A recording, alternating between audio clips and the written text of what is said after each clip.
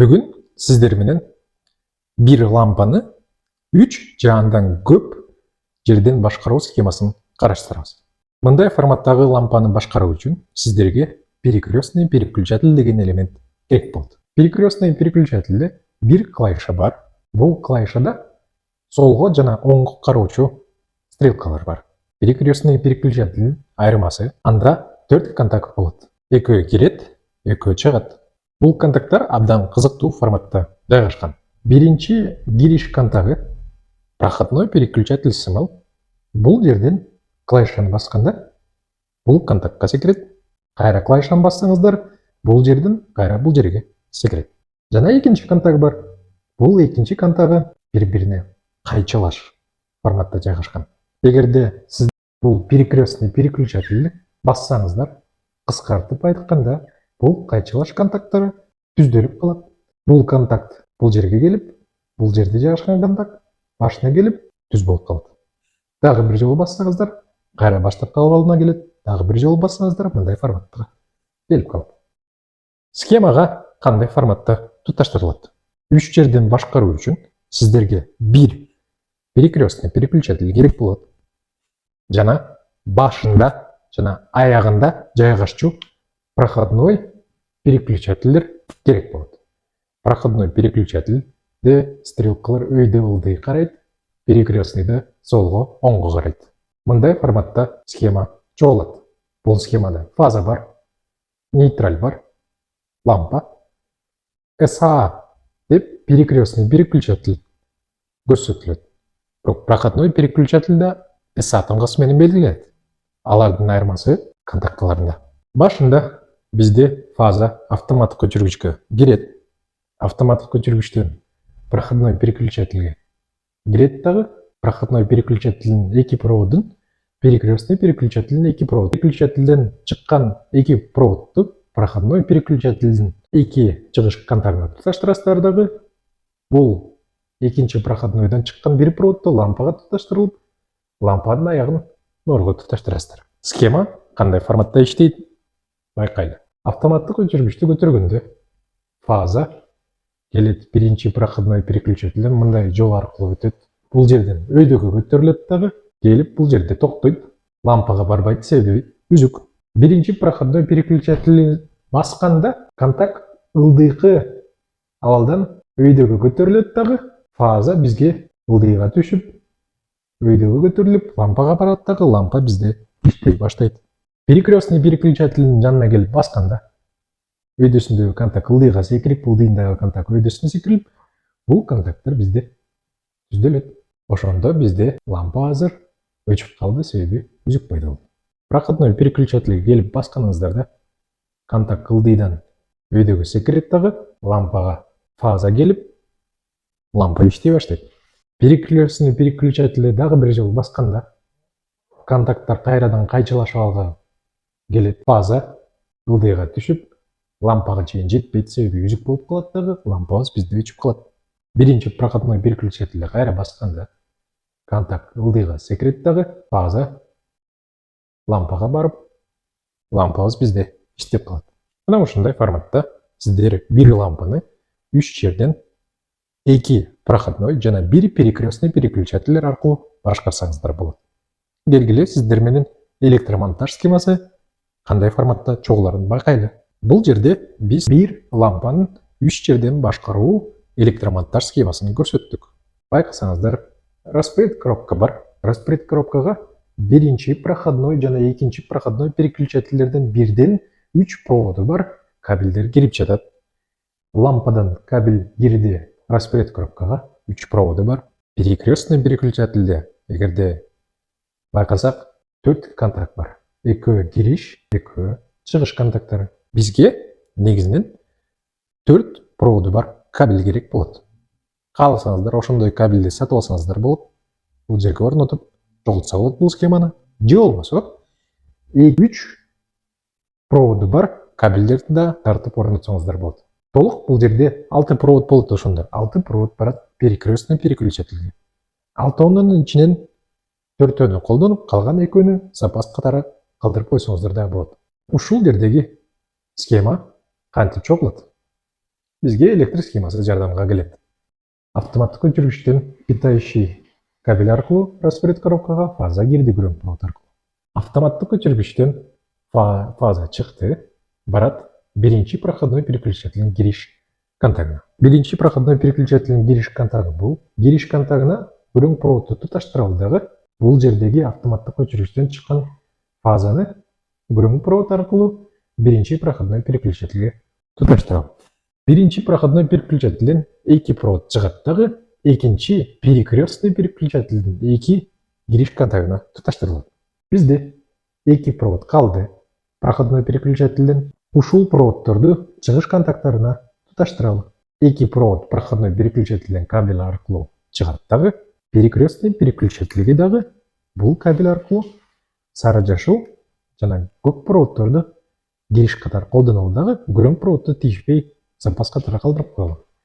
Распоред коробкада проходнойдон чыккан көк проводду перекрестныйга кирген көк провод менен туташтыралы. Биринчи проходнойдон чыккан сары жашыл проводду перекрестныйга кирген сары жашыл провод менен туташтыралы. Схеманы бул жерден бүттүк. Перекрестный переключателден эки провод чыгат дагы, экинчи проходной переключателдин чыгыш контакттарына туташтырылат. Экинчи проходной переключателдин контакттары, чыгыш контакттары бул жерде жайгашкан. Келгиле туташтырып коелу. Көк проводду биринчи чыгыш контагына, сары жашыл проводду экинчи чыгыш контагына туташтыралы. Перекрестный менен проходнойду распоред коробкада туташтырышы керек. Бул көк проводду перекрестныйдын киришине туташтыралы дагы, сары жашыл проводду перекрестныйдын ушул чыгыш контагына туташтырып, распоред коробкада проходной переключателдин контакттары менен туташтырып коелу. Перекрестныйдын экинчи үч проводу бар кабелдин ичиндеги күрөң проводду тийишпей запас катары калтырып койдук. Проходной переключателден бир провод чыгат, чыгыш контагынан лампага барат. Бизде күрөң провод калды. Ошол күрөң проводду лампанын кириш контагына туташтырабыз дагы, лампанын аягын нольго туташтырабыз. Питающий кабелде бизде 0 калды. Ошол 0ду лампага алып барып, жана питающий кабелдеги заземленияны лампанын заземление проводуна туташтырып, биз сиздер менен лампанын 3 жерден башкаруу схемасын жолуктук. Келиңиздер, биз сиздер менен бир лампаны 3 жерден башкаруу схемасын жолуктуп көрөлү. Бизге лампаны 3 жерден башкарыш үчүн биринчи жана акыркы элементтер катары проходной переключателдер туташтырылат. Бул элементтер кандай форматта иштерин мурунку видеодо көрсөңүздөр болот. 3 жерден башкаруу үчүн бул эки проходной переключателдин ордуна перекрестный переключатель керек болот. Проходнойлордун айырмалаасы бул жерде стрелкалар оңго жана солго карайт.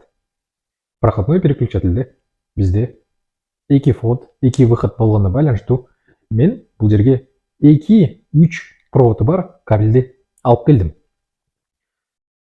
Подрозетникте 6 провод болот. 6 проводдун ичинен 4-өн гана колдонуп, 2 болсо менде запас катары подрозетниктин артында бекитип койсом болот. Эч көйгөй жок. Аламын дагы. Мисалы ак проводдорду колдонбойм деп чечтим дагы.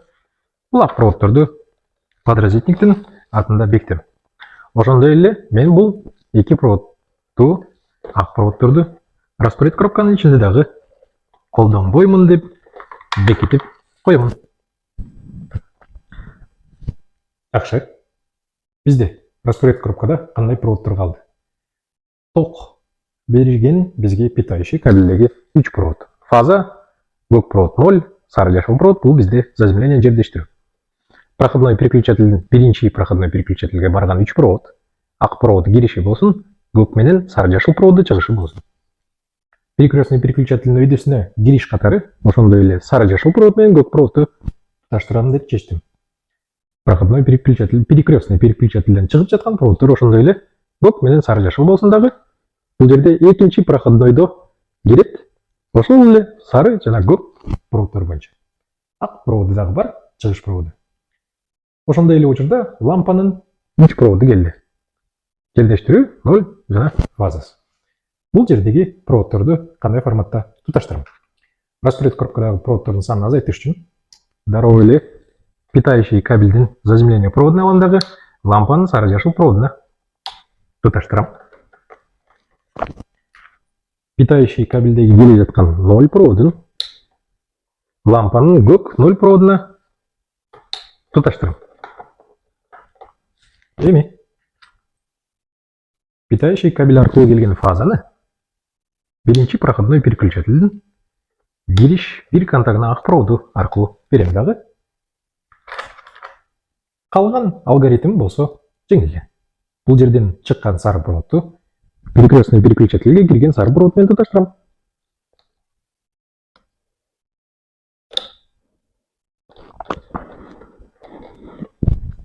Биринчи проходной переключательден чыккан көк проводду перекрестный переключательге кирген көк провод менен туташтырам.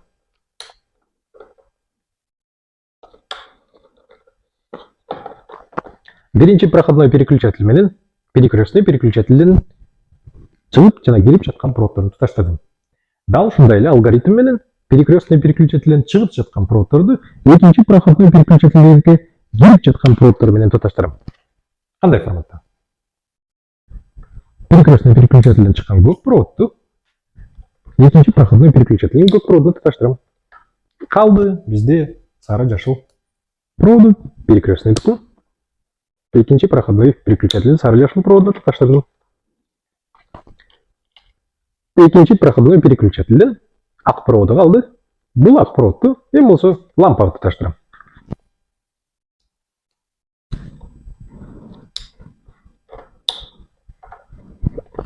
Мына ушундай форматта бизде лампага 3 жерден башкаруу схемасы чогултулду.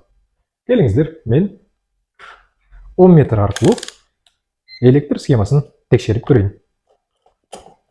Так, бул жерге орнотоюн. 10 метрдин кара проводун 0 шинасына, кызыл проводун болсо автоматтык өчүргүчтөн кийин туташтырам дагы. Азыр каршылык жок, демек лампа өчүк. Биринчи клавишаны басам, каршылык чыкты, лампа иштеди.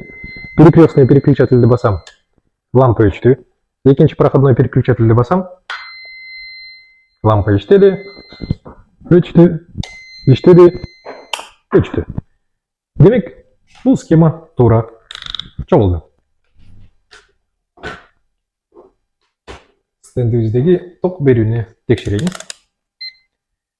Вольтметрге орноттум.